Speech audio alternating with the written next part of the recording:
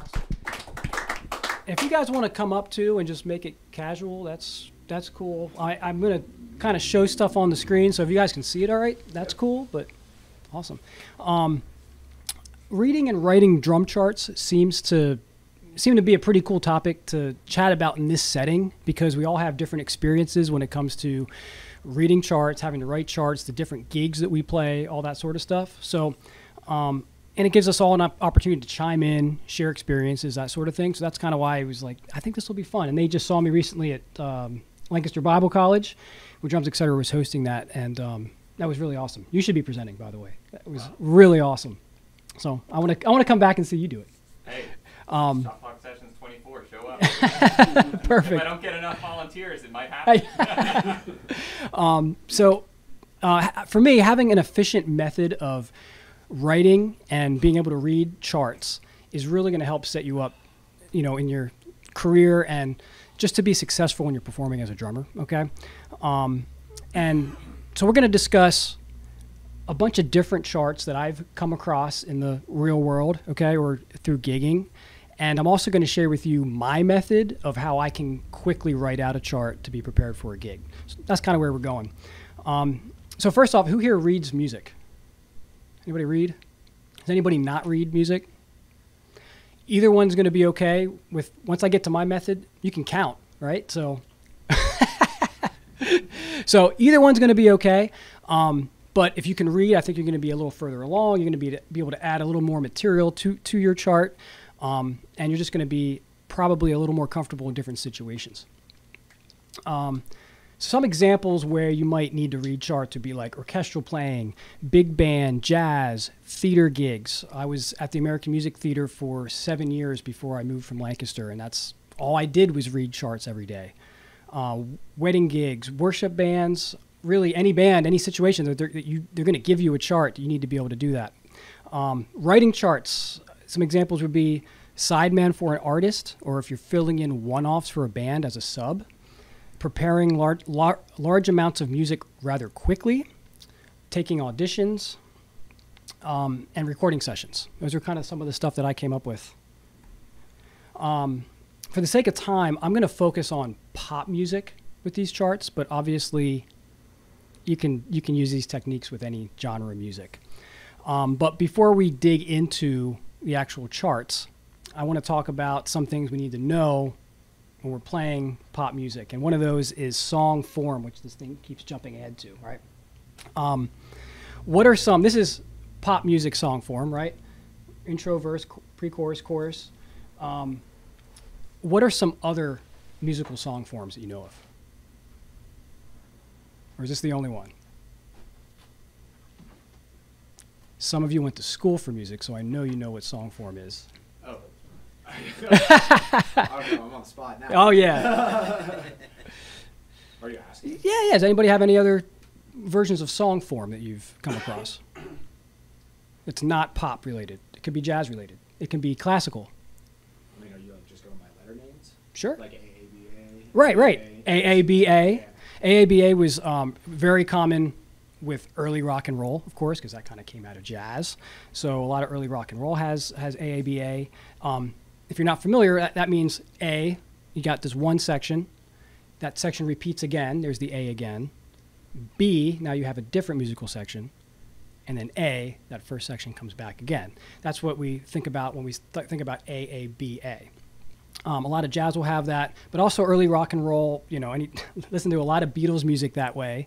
I wrote down a couple examples like Crazy by Patsy Cline, Somewhere Over the Rainbow, which we all know, it's AABA. Any other song form examples? ABABCD. Right. There's a whole bunch of versions that have different names that way, or strophic form, one part, which was A.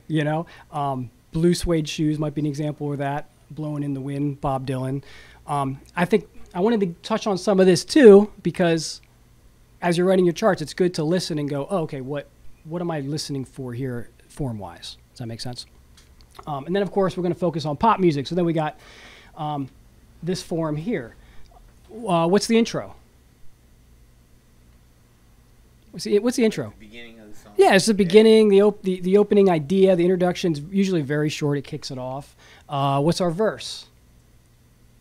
How's it going? What's a verse? Well, what's a verse? Yeah, what's a verse? What's the first sentence? The first A. First A. Sometimes we go back to the song form, AABA. Verse. It's going to be that those rhyming lyrics, the details of the song. Usually, we have a pre-chorus that usually links the verse to the chorus.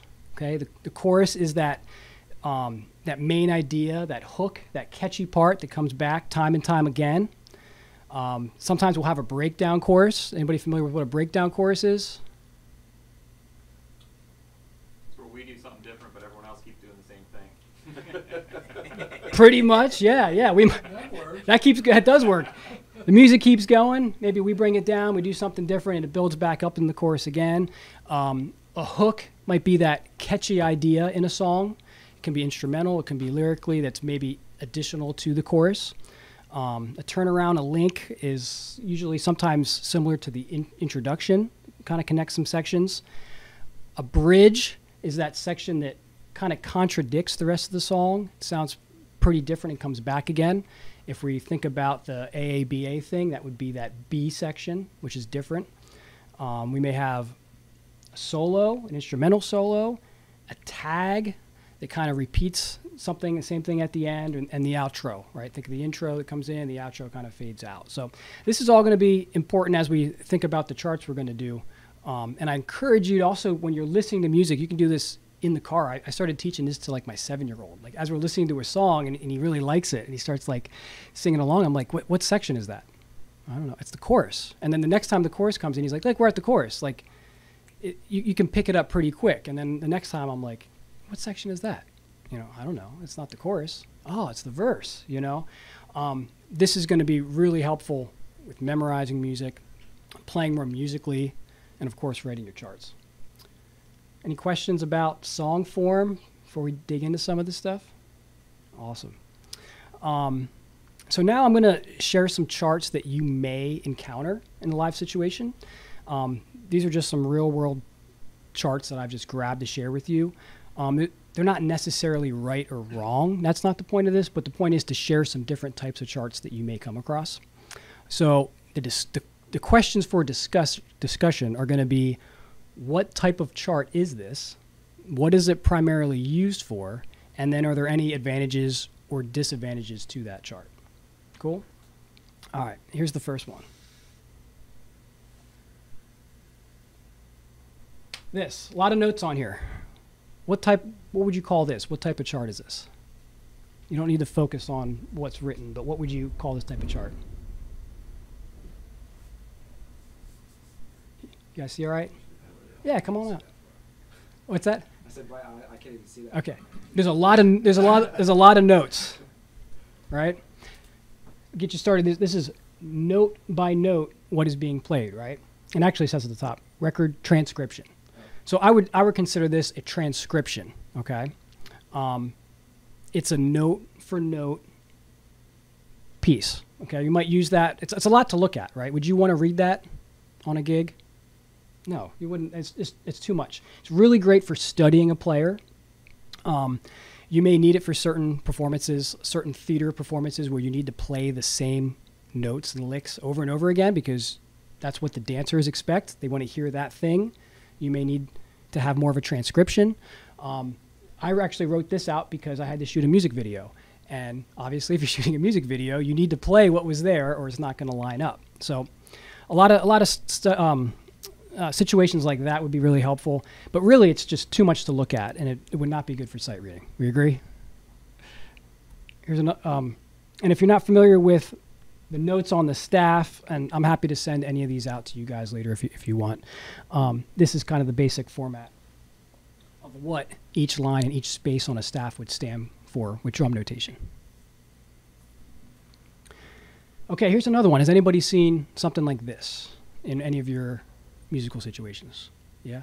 What would you call this? Like a basic, road map of lyric sheet. Lyric sheet, yeah. Usually most commonly use a lyric sheet. What is it primarily used for? Record like a singer-songwriter or something. singer-songwriter. It's really lyric focus, right? I've seen this a lot with worship bands would pull something like this out as well. It's more of a reminder of what chords to play. The chords are above the words, right? But it's not very specific. So you really have to know the song ahead of time to know if there's any rhythms or rests or hits that the band plays, because it doesn't give you any of that. And even as far as the chords, I have an E above the word who. What beat does that come on? Is it on the downbeat? Is it on the and? It doesn't give you that information, right? So it's very easy for a band to perhaps be a little sloppy with their playing because they don't know exactly when to hit that note. Here's another version. What about something like this? Have you seen this before? I can't quite see. Is it just a melody? Sorry. It's a melody, and it's got chords above it. Yep, and it's got the words. So I usually hear this a lot as like a lead sheet, perhaps. It's a little more specific than the lyric sheet, okay? Because now you actually can see each measure. You can see the lyrics written out, but exactly where the chords are above the staff. And it's very particular as far as the roadmap, right? There's some repeats, there's a coda, there's a tag at the end. So this is good because musicians and singers alike can also use this. It's not just focused on the lyrics, and there's more information, but there's still little to no drum information on there, right? So if you didn't know this song as far as the title and what it is, you might not know what groove to play, right? Here's another. Anybody seen something like this? What would you call this? Yes? It's like a jazz chart. Looks like a jazz chart. We call it a rhythm chart, or it's also referred to as a lead sheet as well. I feel like the lead sheet rhythm chart is kind of interchangeable verbiage, but it's because it's often used for rhythm sections. As you see with this chart, there's a lot more slash notation, which basically just means keep time. It's letting the musicians kind of determine what they're going to play, but it's still pretty, specific as far as if there's any rhythms or hits or melodies that need to be played. So there's some additional information there. And it's most commonly, like you said, jazz, because it's used most commonly for improvising. Right?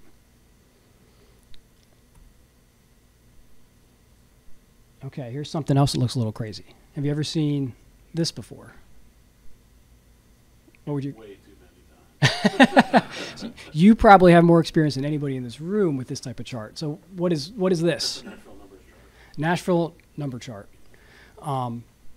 So the biggest difference here is that instead of seeing letters to dictate those chords, you see numbers.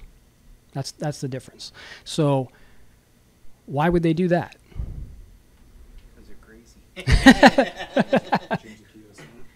What was that? Change the key of the song.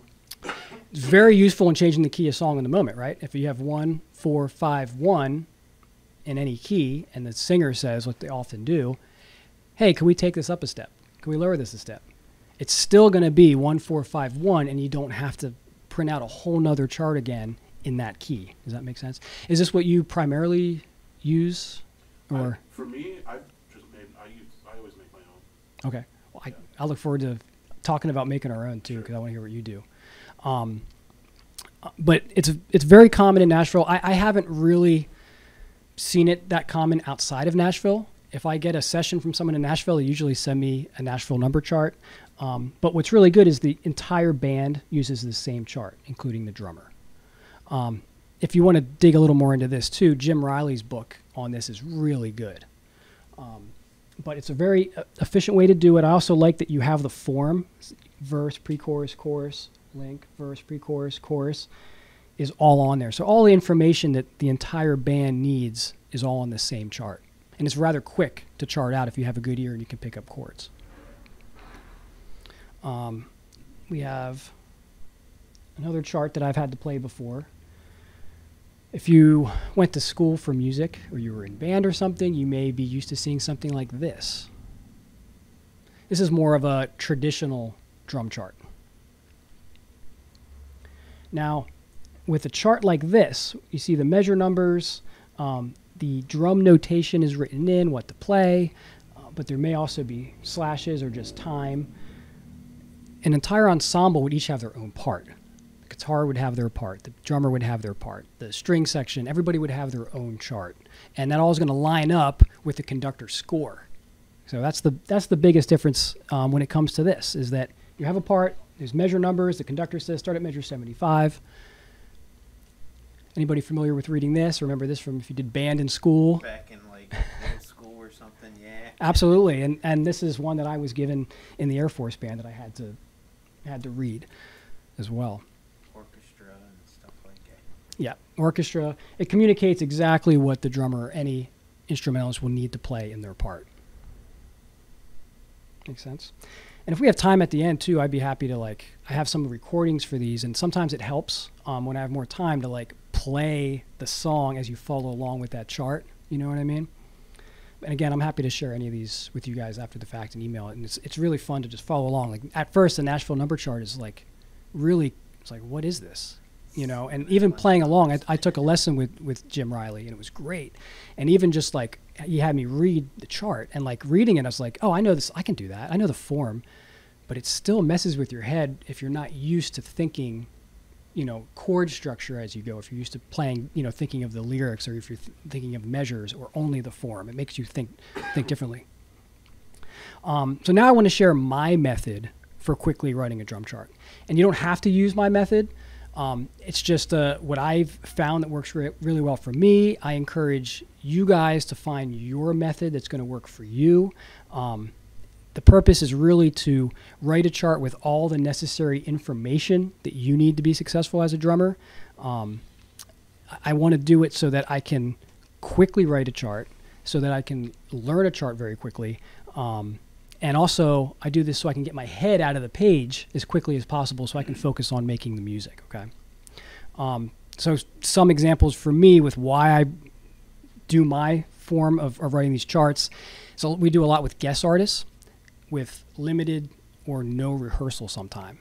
Last May, we had Gavin DeGraw come in and had to do my own chart rather quickly. Here's the version he's going to do. Listen to it, write it out. Go in, play it convincingly. I've done this with Chris Jansen, Jesse James Decker, and a bunch of others. Sometimes right before a show. I was actually at the clinic that Drums Etc. was at. We were talking about this, and then I think it was the next night I had a gig in Annapolis, and the band leader said, hey, there was an issue with the email. We got mixed up with gigs, and we have these 3 requests that we got to play tonight. Wow, okay, I don't know these. I've never played these. Got out my paper, put my headphones on really quick, charted it out, first time ready to go with the band, and I think it was pretty convincingly. So that's the purpose of that. Auditions.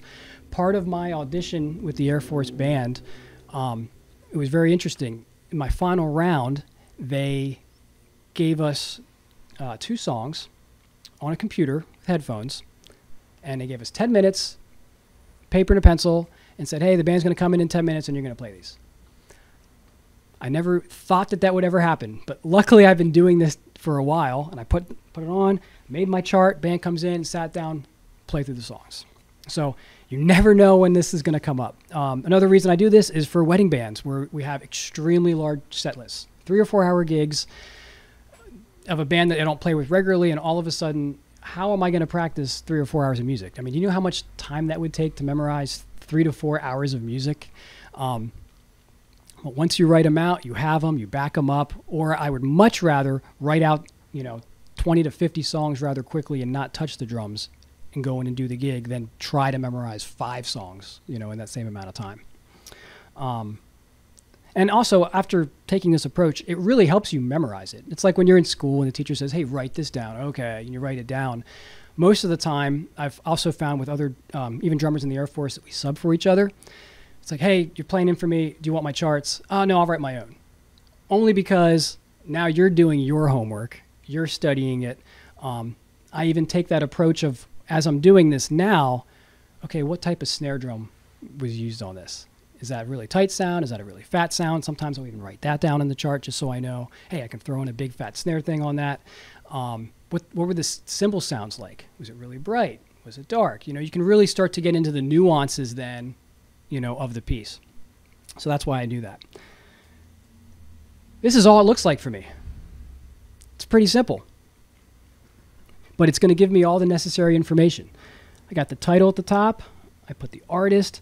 I may go down a rabbit hole and look up, okay, who was the drummer on this? What year was it recorded? I might write some of that stuff down. I want the tempo, the time signature, of course, and then we'll get into what the staff is going to look like on my version in a second. And then the song form, I put it all along the left side. So in the Nashville one, it was kind of split up like this, song form, song form. So I do it like that. So I can just look at it and see, verse, chorus, verse, chorus. May not even have to look at the page at all if I see that. And the other reason why I want it to be very simple and give me as much information as I need as a drummer is for those times that I write out a chart one time for that gig, and then it may get called again 2 years later. I want to pull it up and just go, oh, I know that. I can just look at it. Cool. So here's an example. And again, this is my version, and I look forward to hearing what you guys have done as well for charts. But this is kind of what I've come up with. All right. Here's Life is a Highway. Okay, I got the artist. I got the beats per minute. You see the form, intro, verse, chorus, bridge, guitar solo, pre-chorus, chorus out. So in a nutshell, I know what it is. I put the groove right at the beginning. And the groove basically is going to kind of, at least what I wanted to know, is just kind of going to repeat. And then I'm going to use my musical knowledge to make musical choices when it comes to doing the verse, the chorus, etc. All right, does that make sense? So those numbers are going to dictate how many measures in each bar, right? 1 bar at a time, and then 7 bars of that. 8, pre-chorus, 4, 8, 8, 4, 8, 8. So it becomes actually pretty easy to memorize once you look at it that way too. Also, now you can play more musically. Okay, say the verse is 8 bars. When you're getting to the end, you can start to build. You can play a fill to lead into the next section instead of, how many times have you heard drummers that are playing, here's the verse, here's the chorus, oh, here's the chorus, right? It kind of gets you to think a little more of the form-wise. But why is it not good? Well, this is basically just for the drummer, right? The Nashville chart is going to give you something that all the musicians are going to be able to use. This is basically Gabe's cheat sheet in this situation, right?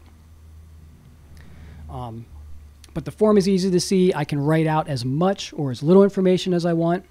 But again, it's only for the drummer. Here's another example of what that looks like. Here's one for Chris Jansen that I had to play. A lot more notes in there because when I'm studying someone or if I'm going to play with an artist, I might want to write more information down to see what they're used to hearing. But in a nutshell, I still have the form very easy to see on the side. I may want to write out specific fills if it's iconic to that song or a specific groove. Again, you write out as much or as little as you need to be successful. I have a question for you. So when you're working with an artist like that, just because I haven't been in that scenario, and you're listening through the song, do they send you the version of the song they're used to, or do you listen to the album version, or do you look up live versions of the song? All of it. Okay. All of it. Yeah. Actually, any of those artists that I mentioned earlier, they didn't send us anything. So we would do our research. When we were with Gavin DeGraw a couple weeks ago, you can listen to the album version, but if you go and listen to some live versions, there's that intro is twice as long. Okay, that interlude that comes back is twice as long. Okay, here's what, there's a couple things. And then you can look up, it's so easy with YouTube, right? You can look up more live versions and then make your best guess and go, okay, I see what's happening here. Some of my, I can pull up another one in a second, but I have versions where all of a sudden you see this chart and then I have a line here and I go live and then there's like a different version, like this thing was added. And then in the moment, you're playing music. You have the information. You've done your homework. So he's either going to go on and you're just going to do it because I don't have to focus on my chart now because I've done my research. Or we're going to repeat that section again. So, and even if you didn't look it up, I feel like if you have this, you're going to have enough information now to make music in the moment. And artists like that are really good at looking at the band or putting their hand up and like, you follow and you play together. So that's why I like doing something like this, is so that I have all that information and then I can make those musical choices in the moment. That's a great question. Any other questions related to that? Yeah, I guess, thinking about like the Nashville chart, because it has like the chord changes on it. Do you ever write chord changes over top of your music when you're notating, just like so you can hear something like maybe like this time they do a different turnaround versus another time or something? Yeah, I guess sometimes I do. Yeah. Or key change, or sometimes I'll put that in. I guess it all depends. Again, it's as much or as little information that I feel like I need to know what's happening. So I've done that, but sometimes if I'm just doing it really quickly, that's kind of what I do. Yeah. Because again, most of what I'm going to do, I want to be memorized anyway. I don't want to be looking at the page. So this kind of speeds up that process for maybe a rehearsal. I mean, really something, like this, or especially like this, I should really play it once or twice and then know what it is. I shouldn't be staring at the page. Especially with pop music, I just don't feel like you want to be staring at the page. That's my preference. Cool. I got another question for you. Mhm. So for whatever reason, I think it's just my entry to music. My goal is always like, learn the songs good enough that you don't need to have music there. Like that's the goal in the back of my mind that like for whatever reason I'm working towards, So I hesitate to write stuff out or bring stuff with me to a gig because I don't want to be reliant on it, So I'll be like, I'll just play this song 1,000 times and then it'll be in here and then I won't have to have the sheet. Do you find that if you like prematurely are writing something out, I guess you have the setup for it, but you prematurely write something out, then you're more reliant on the music and you're less in the moment? I guess it depends on where your mind is at with it. For me, it's more of like the study approach as well. One, it's for those times that I do need to read it, when it's a 3 to 4 hour gig and here's the 100 list tune, which I have one of those gigs next Friday, So no, I am definitely going to read, and I'm not going to remember when the band leader calls a tune very quickly and I just have to go next. I mean, I don't know. What's the start of the groove? The drummer is going to be the one. I don't stop. I just keep going at those type of gigs nonstop. And having the tempo there is going to be helpful. And what's the first groove? Because after 30 songs in and people are dancing and the groove is supposed to be something else, that's on me. So at least if I have that first groove there and I got the tempo and all that, it's a good reminder as well. But it's also that study atmosphere too, of just like, cool, like, let me get into that. Let me geek out a little bit about that fill or that groove, or what were the inner beats on this? How did he play that?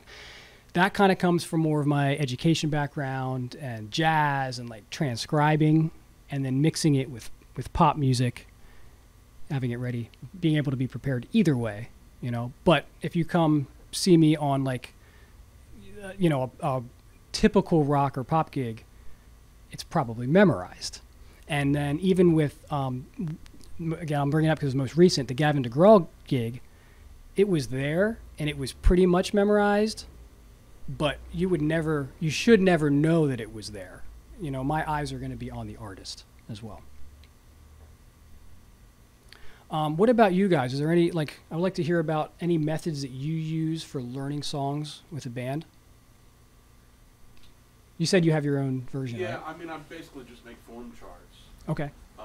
And, a lot of the stuff I've done is, like recording sessions, so there's no version of the song yet. In which case, I'll write a lot of the sort of, basic information, really just the form. Once we decide on sort of maybe what the kick pattern's going to be, I'll write the kick pattern down. Does it look more like the Nashville chart? No, not at all. Oh, It's okay. literally, I don't even use manuscript. It's literally just a piece of paper. That'll Yeah. say like intro 8, V1 8. So you're really number thinking bars. you're thinking of that. I mean, it's similar in a way that you're thinking of the form. Correct. Here's the number of bars. Yeah. Or for recording, And let's. a lot of times, I'll write like a style hint up top. If it's a shuffle, I'll write a shuffle. A lot of times, I'll write another song title. Like if it reminds me of Oh, yeah, a that's different great. song, Yeah. I'll write, whatever song title. And then I know, okay, this song that we're playing, this person wants this. They may not have mentioned the song, but on the demo or whatever, or in discussion, they've said what they want, and I'll take a song that I can use as a point of reference and just write the title like up in the upper right-hand corner or something. That's great. Or I'll do a drum. If it's a specific thing, I'll write a drummer. You know, like a lot of time. Like I remember doing a bridge for one, and the artist wanted a clicks on the snare drum 4. So I just wrote Copeland on it. Right. You know, and that cued me into what I was going to do when it came up to that part. So yeah, I mean, you know, the charting method for like a gig, like if I subbed a gig a while ago with the band Sister Hazel, and I had to learn like 40 tunes. Like All For You. Yeah, all that stuff, you know. And so I charted those out, but that was easier because I had the records and stuff, so I could tap out the tempo, write down the tempo, and I had some prep time for it too. But for a session where, like, you know, I'm only ever going to play this song 4 times. Well, that's what I was going to say. You just need to have it to get through there, and then usually after a recording session, like mine is all like scratched up, and you know, it's like, well, oh yeah, it just by the goes. end of it, there's a million crossouts and all that other stuff. Right. But with the numbers charts, like, you know, if I go in to do something in Nashville when I was living in Nashville, they'd usually give me a number chart, and if I didn't hear the stuff ahead of time, if it was just you walk in on the day to record the stuff, they'll play you a demo or some kind of scratch track. Yeah. So when they would play the scratch track, I would write my own chart. So I would have the numbers chart and my own chart. So I could refer to the numbers chart if I needed to or wanted to. But I had my own chart as well because everybody's, I mean, we're drummers. Everybody's personal thing works best for Exactly. Yeah. them. There's no right or wrong Exactly. answer with any of it. So that's usually how I would do that. I lied my first Nashville numbers thing. They said, "Can you read the Nashville number?" I was like, "Sure." I'd never seen a Nashville number chart in my life, but I wanted to go. Right. And as it turned out, I didn't really need it because I made my own chart when I was there. But that's when I started to learn some of the extra things with the Nashville chart. I've been pretty surprised about some people in Nashville that some big names we might know that I would assume use the Nashville chart, and then I look at theirs and I'm like, oh, okay. Yeah. You know, I was surprised about that, but I've also personally tried to, when I would receive that chart, at first I did the same thing. I would write my own because I had a demo, and then they sent me the Nashville chart.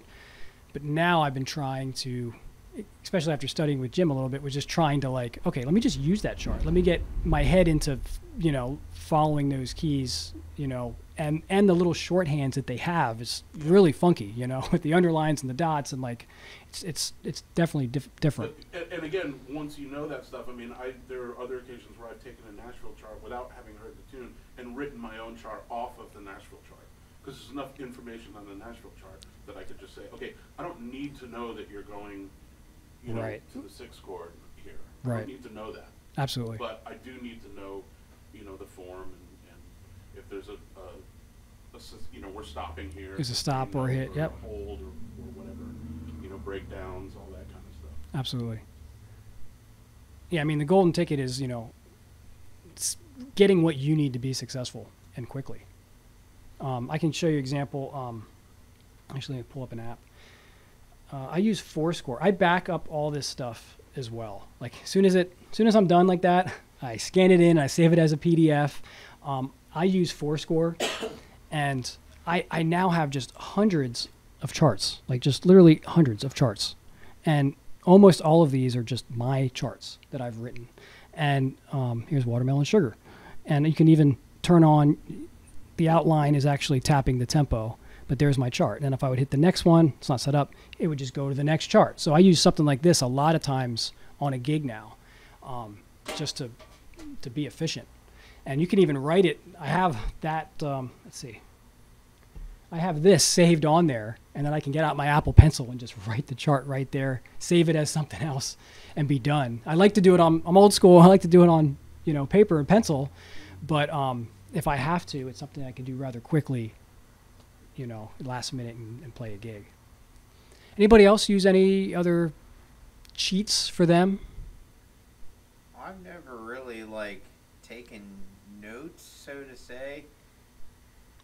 My way, I usually learn songs by ear and just listening to them like 1,000 times and listening for where things change and just memorizing that And then when I get to sit down and play my drums, I'll play along with it once or twice, just to like make sure that I'm listening to it correctly, and then I kind of Great. play with it. And I just never was good at like doing the whole notes kind of thing with writing it out.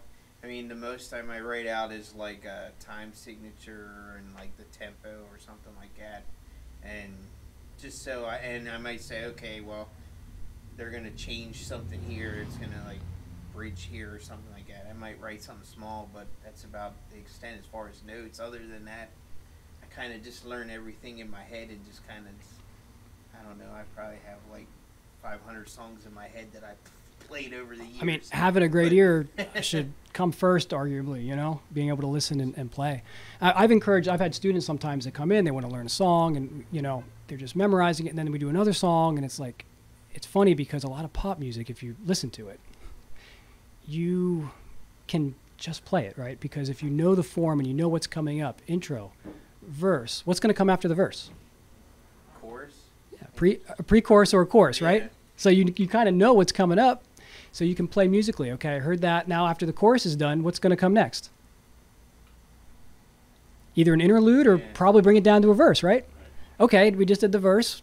Now we're at the second verse. What's going to come next? Well, you just heard the first verse, so did the pre-chorus come or the chorus come? And then you can play the chorus, right? Yeah. After that, okay, we did verse, chorus. What might be next? Double up the chorus, then you hit the bridge. Yeah, it could be a double chorus, or it could go right to the bridge. But because if you've done a lot of this and listening intently in that way, you can start to pick it up, I feel like, a little bit quicker and see some of those similarities. And then again, the idea is this doesn't make up for playing musically. I can focus more once I do the chart. Now I can focus on, okay, what do I want to practice? I don't really need to practice the entire song, but I might want to like really dig into this groove. You know, what is this? Let's make this chorus groove feel good. Let me just focus on that. I'd rather personally focus on making parts of this feel really good in my playing. And then I see the form. Now I can play it. As opposed to, well, let me just play this because I wrote it out. I'm good. I'm ready to go. Right? So it's kind of just, this is more like a first step, and then it kind of shows you what you can focus on in your playing. Yeah, you can pick and choose what you want to practice, shed those grooves. I do metronome exercises then with it. So this is more like a starting point to me when it comes to actually practicing and shedding it, as opposed to just like learning the song. That's something I've been just kind of getting into, is playing with a click track. And it actually does help if you listen to the song and follow the, because eventually you're listening to the song and you're listening to that click. Well, that click's going to disappear as long as it follows the song after a while, so you're going to be following the song instead anyway. Right. Especially nowadays, most pop music is all going to be recorded to a click. Yeah. Anyway, right? Any other questions? Yeah. I've got a logistical gear question to you guys that have music with you like this on stage doing these kind of gigs. So you use an iPad and then you just have that like mounted off onto the side of your rig, or I'm just curious what that looks like, because we're big into the gear. Do you mount it off a hi-hat? Do you have it on the table? What's your setup? Sure. Well, again, I want to be as non-discreet. Oh, geez, I'm so short that I'm like either like really tall and I can't touch the floor, or I'm like hanging off the chair. You know. I'm the only one that really has an iPad on stage, because I'm also most of the songs running a click. Everybody else is memorized. We all have iPads. We store the music on there. We actually use what our monitoring system is called the Clang, which is cool. We can mix, ourselves through this Clang app. Oh, I need to hear more bass. Okay. I mean, I can do it from my phone, my iPad. We all have that. But I'm going to primarily run a click. So I do usually tuck mine under to the left, just somewhere where I can quickly, reach down and hit play or stop. But usually mine is like to the left or under my hi-hat, or just to my left where I have a DTX multi-12. And I use this Polynome app. You probably can't see anything sitting out there, but I can program it. It's so cool because it's an app. So I can use this for my charts, and I can also use it to program an app without having a whole nother like laptop rig. For what we do, this is kind of all we need at this point, because we're playing what you hear. But I can also program count-ins. 1, 2, 3, 4. So the band can hear that and come in, and I can just start and stop as needed. If I wanted to, I can add my charts to it. So as these tunes change, whatever song I pick up, it's going to give me that chart. And I'm good to go. And I like it too because it's got a mixer on there. I can say, okay, guys, let's put some subdivisions in here. And I can actually mix that into there. So it's a very powerful metronome. So I do have that there. And I also have a backup iPad in my bag because we play outside a lot. And these things get hot and it stops working. So I only really got a backup like a year ago because we would be on stage working on something and my iPad was just like overheated, well, you know, cool down. I was like, okay. So, but in those situations, again, I don't want to be dependent on this either. I don't want to be dependent on the click. I don't want to be dependent on the chart. But I have the backup if necessary. Cool. Any other questions come to mind? I really hope this was helpful and maybe think a little differently. If you want any of these handouts, or I have some of this blank staff paper on my website, or I just love like communicating and hanging out with other drummers. So please hit me up on social media and stuff. Not as much as Drums Etc. is. They're killing it. Lots of educational stuff every day on there. But I love talking about this stuff, so stay in touch. Let's give it up for Gabe, guys. Yeah, thanks, guys.